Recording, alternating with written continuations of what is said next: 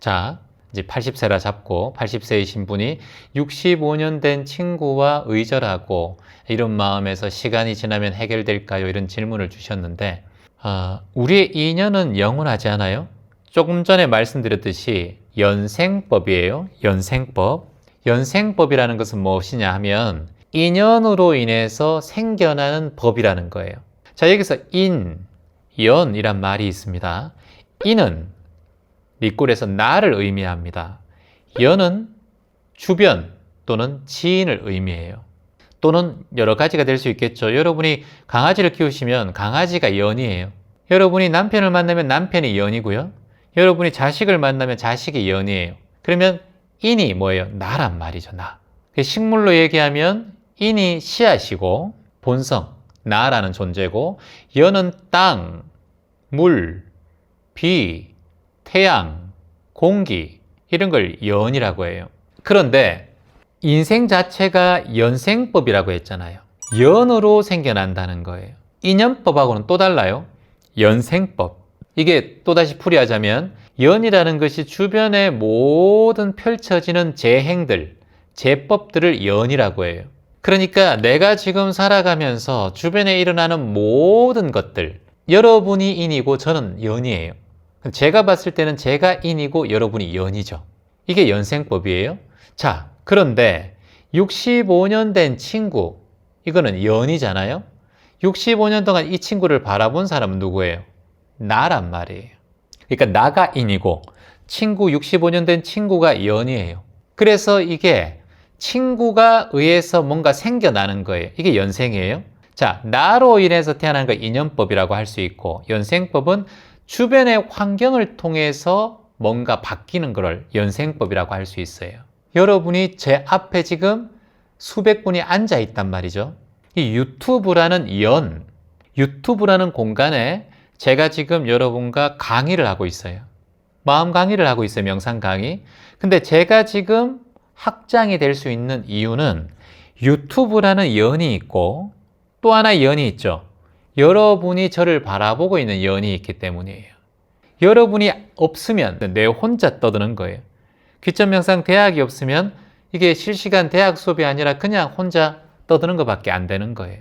그런데 연생법이 무서운 이유가 여러분이 대학생이고 구독자님께서 저희를 바라보고 계시니까 이 연이 있기 때문에, 또 유튜브라는 공간에서 이것도 약속이기 때문에 이걸 지켜나가는 거예요. 이게 모두 다 연생법이다. 근데 제가 오늘 여기 나가서 오늘 날씨가 좀 좋아서 좋은 영상을 찍기 위해서 드론을 가지고 쭉 이렇게 촬영을 했어요. 그러니까 지나가는 주차장에서 차 한 사람 내려서 저한테 하는 말이 비디오 촬영하시는 분인가 봐요. 이렇게 얘기해요. 제가 촬영해서 이렇게 영상을 올리는 일을 하고 있습니다. 이렇게 얘기했어요. 그러면 비디오 촬영 기사나 또는 촬영을 업으로 하는 사람인지 알죠? 그렇죠? 자, 그렇다면 제가 오늘 새와 5일장 여기서 차 타고 딱 5분 거리인데 거기 가서 제가 오늘 장을 봤어요. 뭐 콩도 좀 사고 맵쌀도 좀 사고 제주 감자도 좀 사고 이렇게 좀 샀어요. 호떡도 먹고 떡볶이도 먹고 어묵도 먹는 거예요. 지나가면서. 저는 그냥 시장의 손님일 뿐이에요.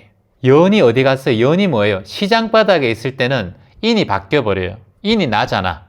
연에 의해서 제가 바뀐다는 거예요. 이게 연생법이라는 거예요, 여러분. 인연법하고는 좀 달라요. 잘 생각해 보세요. 제가 시장 바닥에 갔으니까 저는 인이 바뀌어버렸어요. 뭐로 바뀌었다? 그냥 손님으로 바뀌었다. 시장을 배회하는 중년의 한 남자로 바뀌어 있는 거예요. 그러니까 내가 지금 어느 곳에 있고 어느 자리에 있느냐에 따라서 나라는 존재가 바뀐다. 내가 지금 숨 쉬고 땅 위에 걸으니까 나는 인간으로서 살아있는 존재지만 내가 죽고 땅에 묻히면 나는 자연 속으로 흙 속으로 되돌아가는 존재일 뿐이다. 내가 지금 걸어 다니면 나는 살아있으니까 인간으로서 한 존재인 거예요. 그러니 매 순간마다 연생법에 의해서 내가 바뀐다. 이걸 알면 그제서야 무아를 만나게 돼요. 자, 무아란 뭐다? 자, 무아, 제법 무아란 말 기억하죠? 삼법인의 무상, 고, 무아. 삼법인은 세 가지의 법의 도장이란 뜻이에요. 진리의 세 가지의 도장이 있단 말이죠. 진리의 세 가지 도장이 뭐예요? 첫 번째, 재행무상. 두 번째, 제법무아. 세 번째, 일체계고, 이걸 짧게 말해서 무상고무화라고 얘기하잖아요. 자, 내가 어디 가든 나는 바뀐다는 거예요. 나는 변화한다. 이게 제법무화예요. 나라는 실체가 인연에 따라서 자꾸 바뀐다. 이게 제법무화예요. 그래서 내가 실체가 없다라는 거예요. 손님이 됐다가 오름길 오르다가 사진작가가 됐다가 명상가가 됐다가 학장이 됐다가, 요걸 여러분들이 명쾌하게 꿰뚫어 보고 알아차리면 삶을 살아가는데 걸림이 없어요. 이게 바로 그물에 걸리지 않는 바람처럼, 무소의 뿔처럼, 소리에 놀라지 않는 사자처럼, 진흙에 오염되지 않는 연꽃처럼 살아갈 수 있는 방법이에요. 매 순간 연생법에 의해 나는 태어나고 소멸될 뿐, 나라는 실체가 존재하지 않고 모든 연에 의해서 내 실체가 바뀌는구나. 나라고 지정할, 마땅히 지정할 포인트가 없구나. 나는 다만 어느 곳에 가든 그 실체가 없는 나라는 것을 알아차리고, 그런 존재를 바라보고 있는 본성, 참나가 나를 지켜보는 것, 그 존재만 진짜 나라고 말로 표현할 수밖에 없는 거예요. 그래서 인연에 의해서 생멸한다. 인연에 의해서 생멸한다. 연에 의해서 생멸한다. 인에 의해서 생멸한다. 매 순간마다 내가 학장이 됐다가 오늘 방송 딱 끄면 저는 그냥 여기에 머무는 하숙인이야. 그냥 하숙인도 아니지. 내가 밥해 먹으니까 자취생이에요. 자취생. 시장에 가면 손님일 뿐이에요. 잠시 생겨나다가 시장을 빠져나오면 그게 멸한다. 나는 바닷가에서 명상하면 명상가다. 거기서 낚시하는 사람 되면 낚시하는 사람이다. 거기서 드론을 찍고 있으면 촬영가다.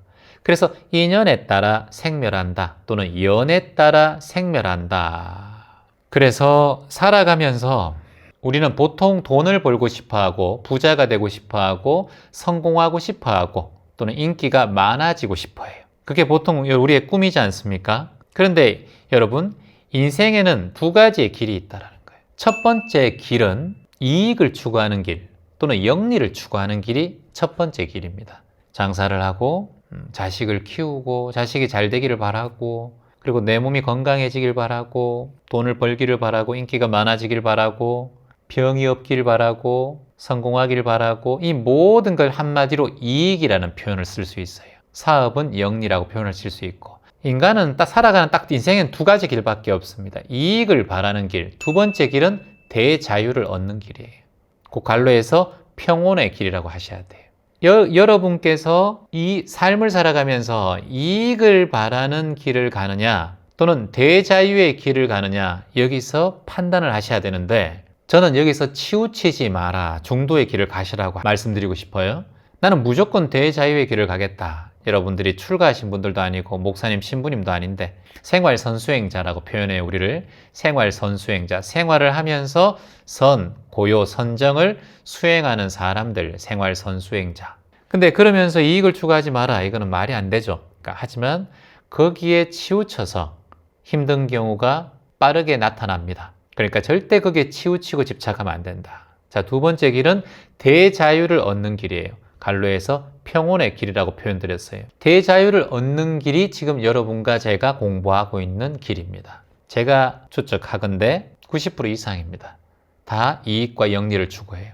여러분 또한 명상과 마음 공부를 만나기 전에는 그게 인생의 목표고 그게 잘 사는 것이라고 알고 가셨을 거예요. 근데 명상을 만나고 마음 공부를 만나면서 내가 누군가에게 도움이 되고 내가 누군가에게 보탬이 되는 존재로 살아가는 게 나에게는 큰 행복의 한 부분이구나라는 것을 눈뜨셨을 거라고 저는 의심치 않아요.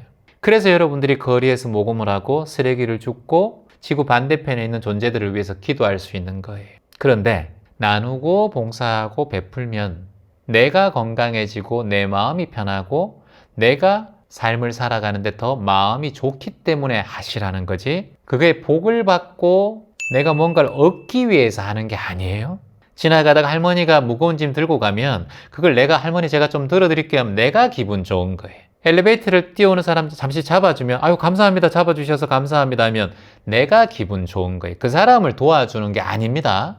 내가 기분 좋으라고 하는 거예요. 그래서 제가 선인 선과 악인 악과, 선한 행동을 하면 선한 과보가 오고 악한 행동을 하면 악한 과보가 온다. 선한 인연을 맺으면 선한 과보가 오고 악한 인연을 맺으면 악한 과보가 온다. 이거는 밑에 단계라고 말씀드렸죠. 요거는 저단계. 고단계는 뭐다? 선인 lạc과. 선을 지으면 내 마음이 즐겁다라는 거예요. 악인 고과라고 말씀드렸죠.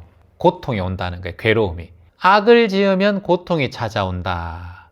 이게 더 고차원적인 마음가짐이에요. 뭐 해놓고 바라지 말고 무주상보시의 마음으로 보시하면 되고, 근데 보시하는 내 마음이 즐겁기 때문에 하는 거예요.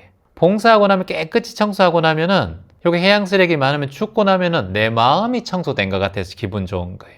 복 받으려고 하는 게 아니라. 그러면 내 마음이 즐거우면 어떻게 돼요? 내 몸이 건강해져요. 엔돌핀이 생기고 건강해져요. 내 마음이 괴로우면 어떻게 돼요?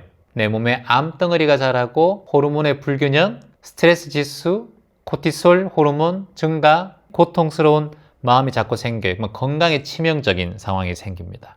그리고 교감신경계가 활성화되면서 내 마음은 자꾸 불안하고 안정적이지 않게 돼요. 이게 곧 고통이 괴로움으로 가고 악으로 가는 마음의 흐름이라는 거예요.